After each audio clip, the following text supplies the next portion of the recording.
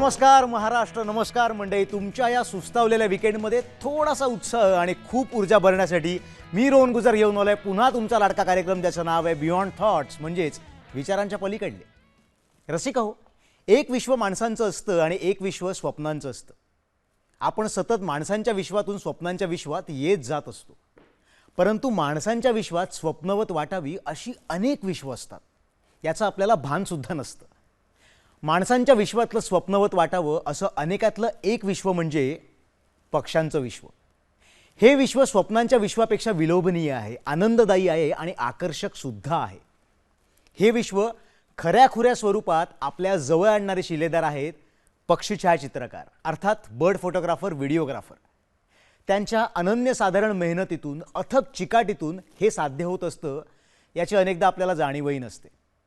हे पडद्यामागील कलाकार त्यांचा छंद पूर्ण करता करता सर्वांसाठी आनंदाची उधळण करून जातात आणि म्हणूनच हे पक्षी छायाचित्रकार विचारांच्या पलीकडले आहेत. आज विचारांच्या पलीकडलेमधील सन्माननीय पाहुणे आहेत डॉक्टर व्यंकटेश मेतन. पण त्यांना इथं बोलवण्याआधी त्यांच्या कामाची एक झलक पाहूया. एव्ही प्लीज.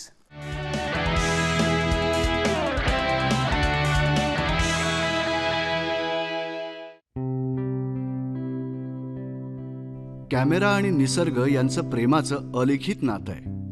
आणि जेव्हा हाच कॅमेरा निसर्गातील एखाद्या पक्ष्याचा वेध घेतो, तेव्हा तर छायाचित्रकाराचं प्रेमाचं नातं हे ओसंडून वाहू लागतं. दूर अंतरावरील रंगीबेरंगी पक्षी जेव्हा कॅमेऱ्याच्या माध्यमातून अक्षरशः डोळ्यांच्या कवेत सामावतात, तेव्हा तर स्वर्गीय आनंदाचा साक्षात्कारच होतो. पक्ष्यांच्या शारीरिक हालचाली, रंगांचे स्पष्ट आविष्कार आणि चेहऱ्यावरील नैसर्गिक भाव हे मनाला भुरळ घालतात आणि या मोहाला बळी पडून छायाचित्रकाराकडून अप्रतिम छायाचित्र साकारलं जातं. छायाचित्रकाराचं हे छायाचित्रण पक्ष्यांच्या नैसर्गिक हालचालींना बाधा न आणता काहीसं दूर राहून होतं, म्हणून ते पक्ष्यांसाठी नक्कीच हानिकारक नाही. किंबहुना यामुळंच पक्ष्यांशी जवळीक साधण्याची, पक्ष्यांना अधिक जाणून घेण्याची उर्मी रसिक पक्षी मित्रात निर्माण होते, हेच खरंय. छायाचित्र प्रदर्शनातून होणारं पक्षी दर्शन रसिकांकडून वाहवा मिळवून जातं, तेव्हा सर्वात अधिक समाधान हे छायाचित्रकाराला मिळतं. डॉक्टर व्यंकटेश मेतन यांच्यासारखे छायाचित्रकार निसर्ग आणि मानव यांच्यातील दुवा आहेत असं म्हटलं तर अतिशयोक्ती होणार नाही.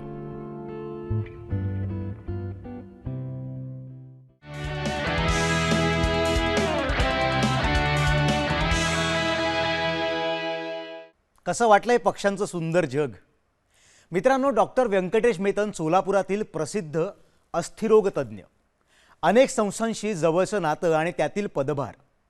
निसर्गाशी नाती जुळवा या प्रदर्शनातून नावारूपाला आलेले निसर्ग आणि वन्य छायाचित्रकार सुमारे 22 वर्ष पक्षी निरीक्षणाचा छंद ते जोपासत आहेत. उच्च दर्जाच्या कॅमेऱ्यातून काढलेली पक्ष्यांची सुमारे 50,000 छायाचित्र त्यांच्या संग्रही आहेत आणि प्रत्येक छायाचित्रावर सुमारे 10 ते 15 मिनिटं ते बोलू शकतात. नॅशनल जिओग्राफी सोसायटीचे सदस्यत्व त्यांना बहाल करण्यात आलंय. वसुंधरा पुरस्कारानं सन्मानित डॉक्टर व्यंकटेश मेतन यांनी भारतातील सुमारे 60% जंगलांना भेट दिली आहे. जगातील अनेक जंगलांच्या सफारी यशस्वीरित्या त्यांनी पार केल्या आहेत. प्रेमाची बीजे रोपा, आयुष्य वर्तमान काळात जगून आनंद लुटा, हे त्यांच्या जीवनाचं ब्रीदवाक्य आहे. मी आमंत्रित करतो डॉक्टर व्यंकटेश मेतन यांना. सर, तुमचं खूप स्वागत आमच्या कार्यक्रमात. नमस्कार. नमस्कार. नमस्कार. नमस्कार सर, प्लीज बसून घ्या. सर, तुमचं खूप स्वागत आमच्या या विचार मंचावर, ज्याचं नाव आहे बियॉन्ड थॉट्स, विचारांच्या पलीकडले. नमस्कार. सर, तुम्ही अस्थिरोग तज्ज्ञ. मग या सुंदर पक्ष्यांनी तुमच्या आयुष्यात कधी डोकावलं, त्यांनी तुम्हाला कधी खुणावलं? काय एक्झॅक्टली फेज होती तुमच्या आयुष्याची ती? येस. तर हा जो पूर्ण माझा प्रवास आहे तो 24 वर्षाचा प्रवास आहे. आणि 24 वर्षापूर्वी मी जेव्हा माझा रविवारचा वेळ सकाळचा हिप्परगा तलावात घालवला, त्यावेळी मी प्रथम रोहित पक्षी पाहिला आणि त्याच्या प्रेमातच पडलो. आणि तेव्हापासून मी दर रविवारी न चुकता निसर्गाच्या सानिध्यात वावरायला लागलो. आणि पाहता पाहता हा जो छंद आहे हा एक पॅशन बनला. आणि आज ह्या स्थितीवर उभा आहे की लोक मला एक पक्षी तज्ज्ञ म्हणा, पक्षी मित्र म्हणा, एक उत्तम छायाचित्रकार म्हणून आज माझी ओळख आहे. वा वा. तुम्ही आता जगभर प्रवास केलाय, पण हा प्रवास तुम्ही आधीपासून करत होतात आणि मग पक्षी तुमच्या आयुष्यात आले, की पक्षी तुमच्या आयुष्यात आले आणि मग म्हणून हा प्रवास सुरू झाला? तसं म्हटलं तर दोन्ही ज्या गोष्टी आहेत त्या परफेक्ट सूट होतात. एक आहे तो जेव्हा मी पक्षी प्रथम पाहिला, त्या पक्ष्यांनी मला स्थलांतरित करून दुसऱ्या ठिकाणी नेलं असं म्हटलं तर वावगं ठरणार नाही. वा. आणि ह्यामध्ये जो रोहित पक्षी असेल किंवा अनेक हिवाळ्यामध्ये परदेशी पक्षी आमच्या सोलापूरला येतात, ह्यांच्याबरोबर हळूहळू मी भटकंती करत भारतच नव्हे तर परदेशात सुद्धा ह्या पक्ष्यांच्या निरीक्षणासाठी आणि छायाचित्र काढण्यासाठी माझा प्रवास सुरू झाला. क्या बात आहे. मित्रांनो, या सुंदर सुंदर पक्ष्यांच्या जगात अजून खूप फेरफटका आपल्याला मारायचा आहे, पण आपण थांबूया, छोटीशी विश्रांती घेऊया. तुम्ही कुठे जाऊ नका, बघत राहा बियॉन्ड थॉट्स. विचारांच्या पलीकडले घेऊया छोटीशी विश्रांती.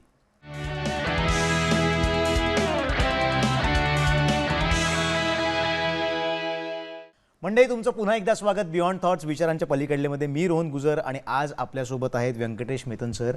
सर, हा प्रवास तुमचा सुरू झाला, पण जेव्हा या प्रवासाविषयी तुम्ही घरी सांगितलं तेव्हा त्यांच्या काय प्रतिक्रिया होत्या किंवा त्यांनी कसं रिॲक्ट केलं?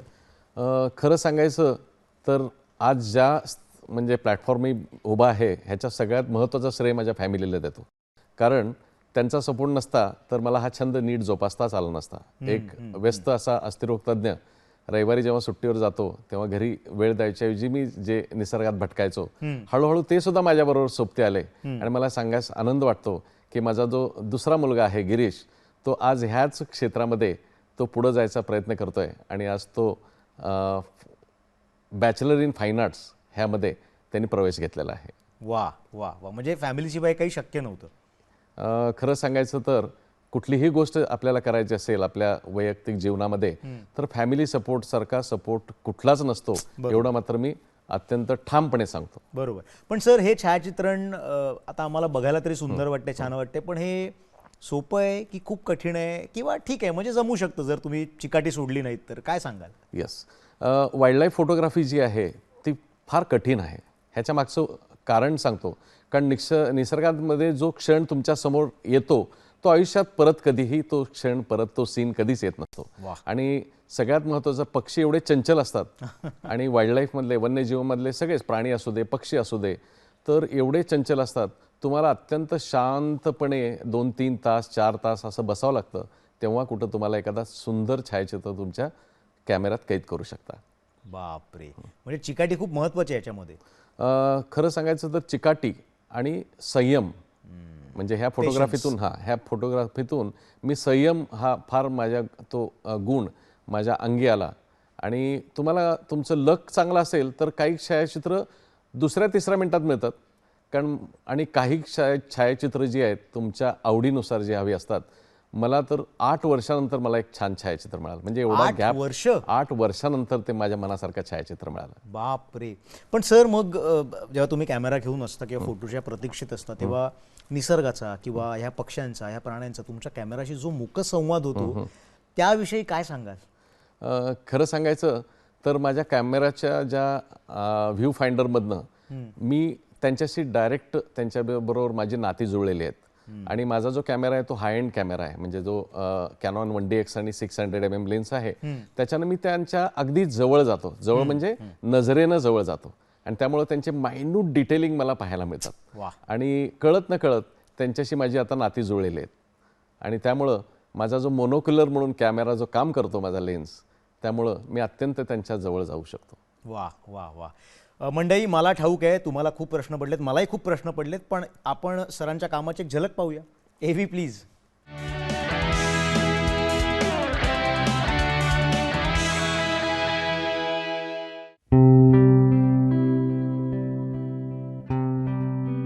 रानावनात जंगलात प्रत्यक्ष संचार करून पक्षी निरीक्षण करणं तितकंसं सहज सुलभ नाही. त्याहीपेक्षा त्यांना कॅमेऱ्यात टिपणं हे अधिक कठीण.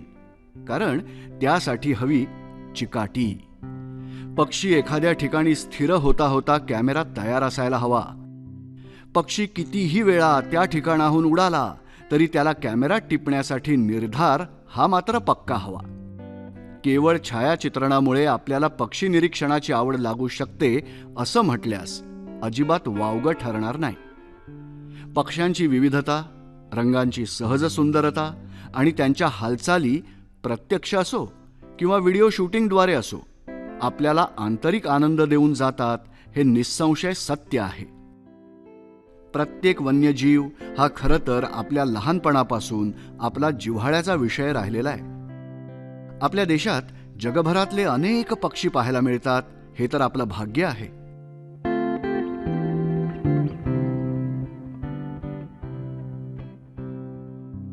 या धकाधकीच्या जगण्यात पक्षी दर्शनातून मिळणारा आनंद ठेवा म्हणून जतन करायला हवा. छायाचित्रण करताना छायाचित्रकार तो प्रत्येक क्षण खऱ्या अर्थानं जगलेला असतो, हे आपण लक्षात घेतलं पाहिजे. हे लक्षात घेतल्यास आपल्यासारख्या रसिकांना पक्षीमित्र होण्यास नक्कीच मदत होईल. विविधतेने नटलेल्या पक्ष्यांचे सुंदर दर्शन म्हणूनच रसिकांना भावते, कारण इतक्या जवळून ते एरवी पाहावयासच मिळत नाही. व्हिडिओ शूटिंगमुळे ते पुन्हा पुन्हा जणू लाईव्ह पाहता येतं.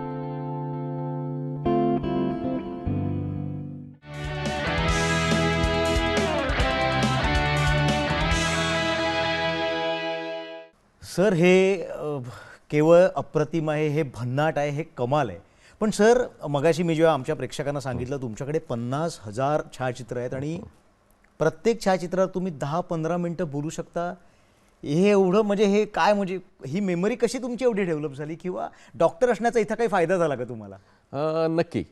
कसं असतं, छायाचित्रकार जो असतो हां. तो जो छायाचित्र टिपतो हां. तेव्हा तो क्षण कायमस्वरूपी तिथं फ्रीज करतो. वा. आणि त्यावेळी माझ्या मनात जे चालू असतात, विचार चालू असतात, तो क्षण टिपताना ते कायमस्वरूपी माझ्या ज्या आपल्या देवानी छानपैकी आपल्याला जो मेंदू दिला त्या हार्ड डिस्कमध्ये कायमस्वरूपी माझ्या लक्षात राहतं.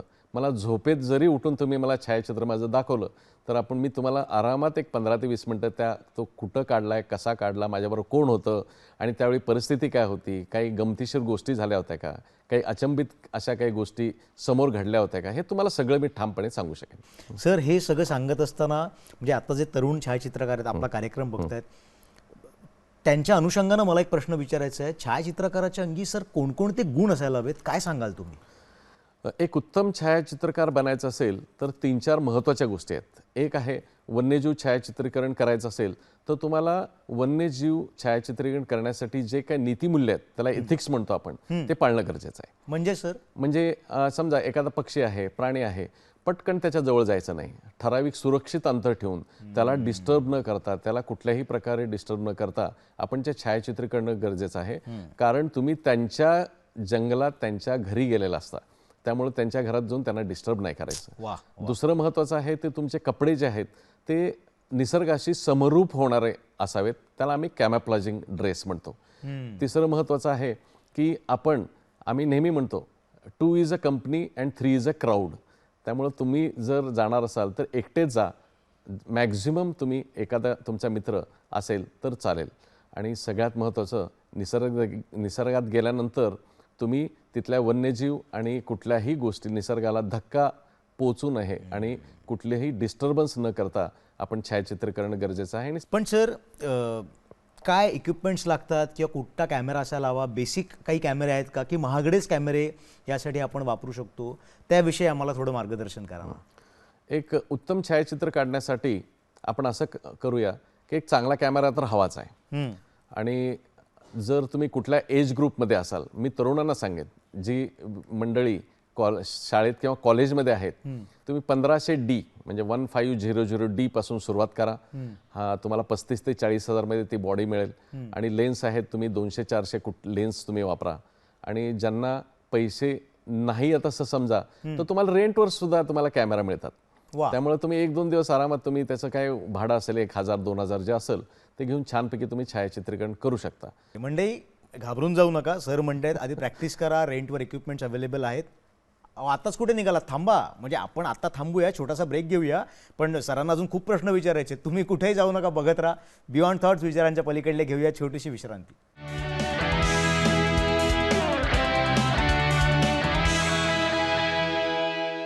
मंडळी तुमचं पुन्हा एकदा स्वागत बियॉन्ड थॉट्स, विचारांच्या पलीकडलेमध्ये. मी रोहन गुजर आणि आज आपल्यासोबत आहेत पक्षी निरीक्षक, पक्षी छायाचित्रकार, पक्ष्यांचं जग आपल्यापर्यंत पोहोचवणारे मेतन सर. सर आत्तापर्यंतचा प्रवास जेव्हा तुम्ही वळून बघता, या प्रवासाविषयी काय सांगाल? हा अनुभव कसा होता? किती सुखद होता? खरं सांगायचं तर आता पक्षी निरीक्षण असेल किंवा वन्यजीव निरीक्षण असेल आणि छायाचित्रकार जे आहे छायाचित्रीकरण असेल तर हा माझ्या जीवनाचा एक घटक बनलेला आहे. आणि त्यामुळं मी अत्यंत आनंदी आणि शांत असं मी जगतोय. आणि खरं सांगतो की वन्यजीवन म्हणजे ज्याच्या निमित्तानं मी निसर्गाशी नाती जुळलेले आहेत त्याच्यामुळं माझं आयुष्य अत्यंत आनंदी आहे एवढं मात्र इथं नमूद करतो. पण सर, तुम्ही निसर्गाशी नातं जोडा या घोषवाक्याचा पाठपुरावा करताना दिसता. काय याच्यामागे तुमचं लॉजिक आहे, किंवा हे तुम्हाला कधी जाणवलं, तुम्हाला कधी सुचलं?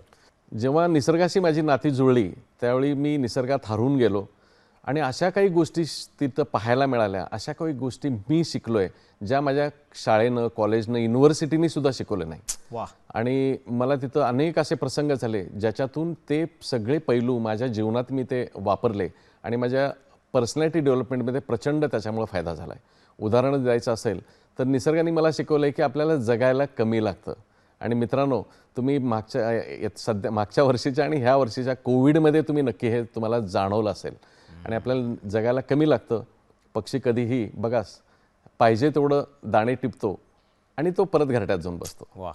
अशा अनेक गोष्टी मला शेअर करायला इथं आवडेल. पण मी निसर्गाशी माझी जेव्हा नाती जुळली त्यातनं सगळ्यात महत्त्वाचा जो नियम आहे निसर्गाचा तो असा आहे की बघा, नदी कधीही स्वतःचं पाणी पित नाही, झाडं फळं स्वतः कधीच खात नाहीत, दुसऱ्याला देतात. फुलंसुद्धा आपल्या वेलीवरची फुलं सुहास सगळ्या समाजाला देतात, आपल्या सोसायटीला देतात. आणि सूर्य स्वतः जळतो आणि आपल्याला प्रकाश देतो आणि आयुष्य देतो, जीवन देतो. तर निसर्गाचा नियम काय माहीत आहे का? दुसऱ्यांसाठी जगणं हा निसर्गाचा नियम आहे.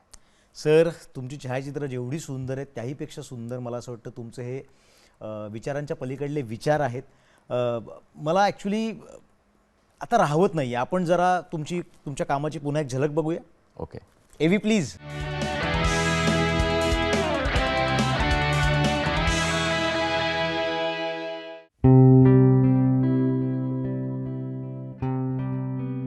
छायाचित्रकाराने लेन्समधून टिपलेला एखादा पक्षी आपण मनात आणलं तर आपल्याशी संवाद साधू शकतो. किती गंमत आहे पहा.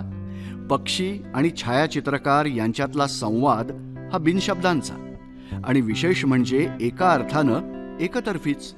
कारण पक्ष्यांना हे ठाऊकही नसतं की आपल्याला कोणीतरी कॅमेऱ्यातून कवेत घेत आहे, आपल्यावर प्रेम करत आहे. पक्ष्यांच्या जीवनशैलीचा छायाचित्रपट जेव्हा आपल्या डोळ्यांसमोर छायाचित्रकार आणतो तेव्हा आपण पक्ष्यांच्या विश्वात गुंग होऊन जातो. केवळ छायाचित्रकारामुळे हे पक्षी विश्व आपल्याला जवळून पाहता येतं, अनुभवता येतं आणि या विश्वात मनसोक्त फेरफटका मारणं सहज शक्य होतं. माणसांच्या विश्वासंबंधीचे पक्ष्यांचे मनोगत नेमके सांगता येणार नाही. तरीही माणसांचा प्रेमळ सहवास त्यांनाही हवा आहे हेच त्यांचं मनोगत असेल. आपण आपल्या विश्वात पक्ष्यांना सामावून घेताना आपलेपणाची भूमिका आपण किती घेतो हे खरं तर खूप महत्त्वाचं आहे.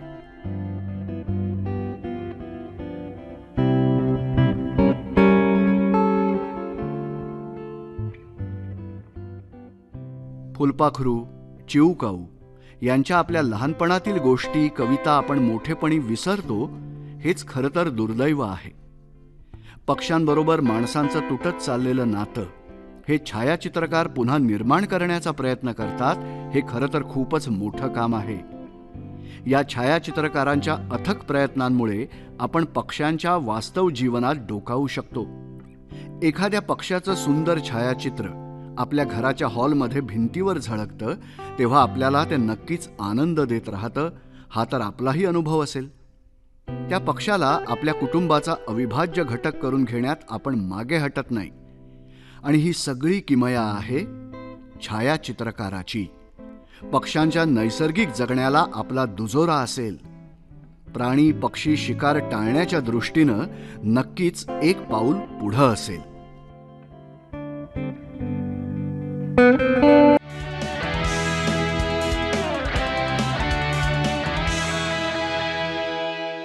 सर, पक्षी मित्र होण्यासाठी आमच्यासारखे जे सामान्य लोक आहेत त्यांची काय भूमिका असायला हवी, काय सांगाल?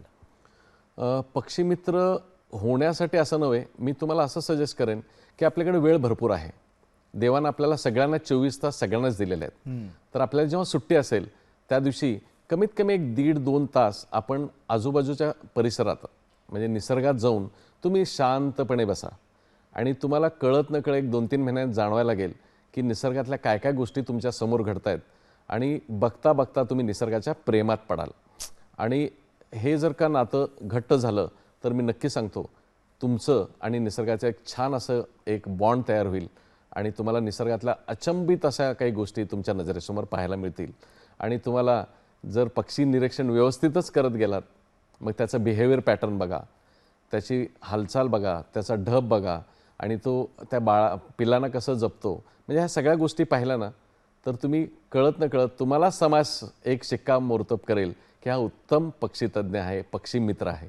कारण पक्षी मित्र ही युनिव्हर्सिटीमध्ये डिग्री घेण्यासारखी नाही आहे, ती समाजाने तुम्हाला पदवी देणं गरजेचं आहे. वा वा. पण सर आता सगळ्यात महत्त्वाचा प्रश्न, तुम्ही डॉक्टर आहात, अस्थिरोग तज्ज्ञ आहात, डॉक्टरांचं शेड्यूल आम्हा सगळ्यांनाच ठाऊक आहे, त्यानंतर अनेक संस्थांचा पदभार तुमच्याकडे आहे. मग ह्या सगळ्यानंतर तुम्ही म्हणालात पक्षी निरीक्षणासाठी कधी कधी 4-4 तास लागतात, 8 वर्ष लागले एक फोटो मिळवण्यासाठी. तर मग वेळेचं नियोजन कसं करता तुम्ही या सगळ्यात?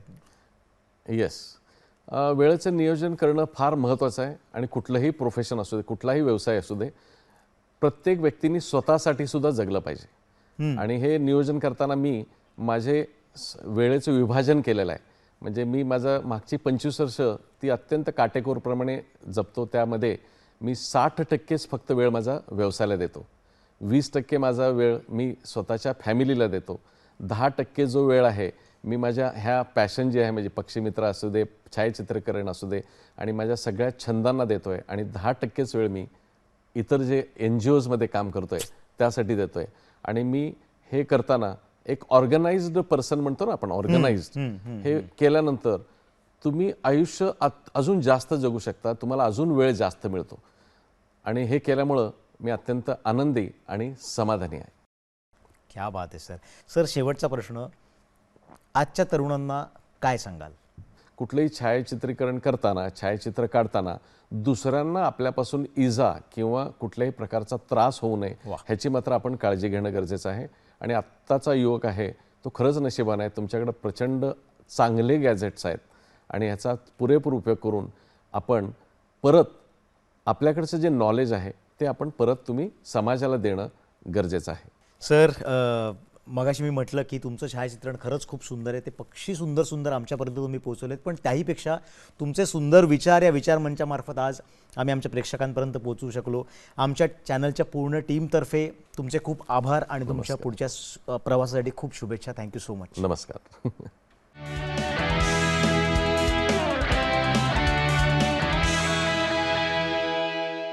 पाहिलात मित्रांनो, डॉक्टर व्यंकटेश मेतन यांचा फोटोग्राफी हा छंद आज निसर्गाशी नाती जुळवा यासाठी आग्रह धरून आहे.